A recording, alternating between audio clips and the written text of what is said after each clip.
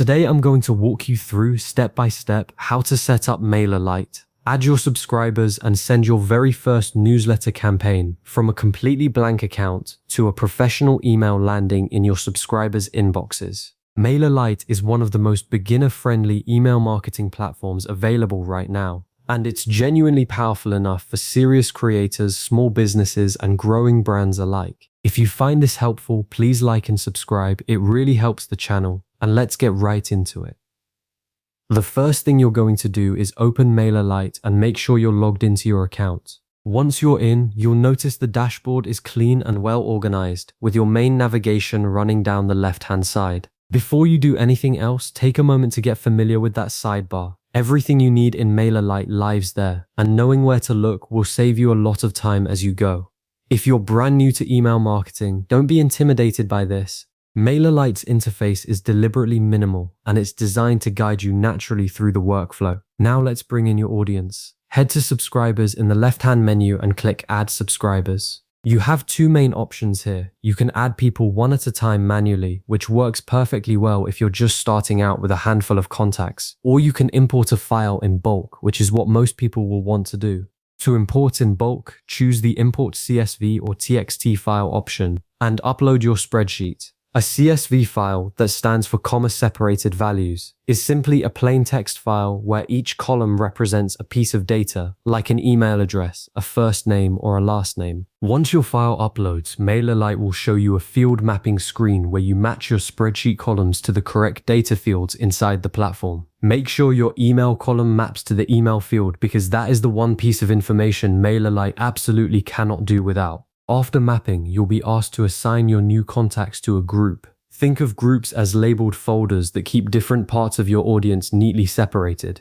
Naming your group something descriptive like newsletter subscribers or May 2026 import makes your list far easier to manage as it grows. This step matters more than most beginners realize. A well-structured subscriber list is the foundation of every successful email strategy, so take your time here. With your audience in place, it's time to build the campaign. Go to Campaigns in the main menu and click Create Campaign. You'll be presented with several campaign types, and for a standard newsletter, you want to select Regular Campaign. A regular campaign is a one-time broadcast. You write it, you schedule it, or send it immediately, and it goes out to everyone you've selected. This is different from an automation, which triggers automatically based on subscriber behavior such as signing up or clicking a link. So for now, just stick with Regular Campaign.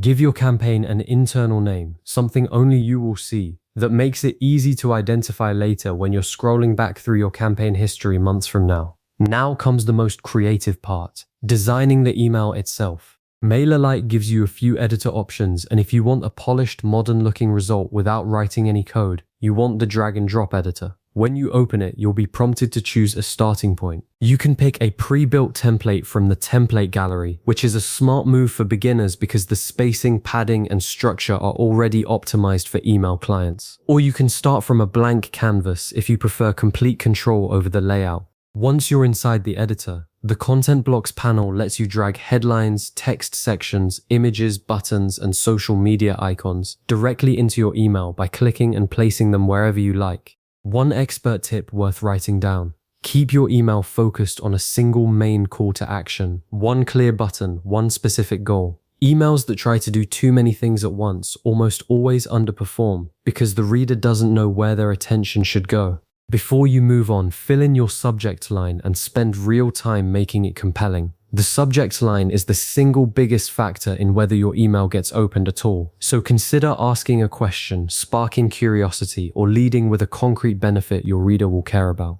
Finally, review your sender information, the name and email address your subscribers will actually see in their inbox. Using a professional domain-based email address rather than a free Gmail or Hotmail account builds trust immediately and, just as importantly, reduces the chance of your email being filtered into the spam folder. The last thing to do before you send is select your recipients. Choose the group or segment you want to receive this campaign. In most cases, that will be the group you created during your subscriber import. A segment, by the way, is a dynamically filtered subset of your list, such as everyone who opened your last 3 emails, or everyone located in a specific country, and it becomes a very powerful targeting tool once your list starts to grow.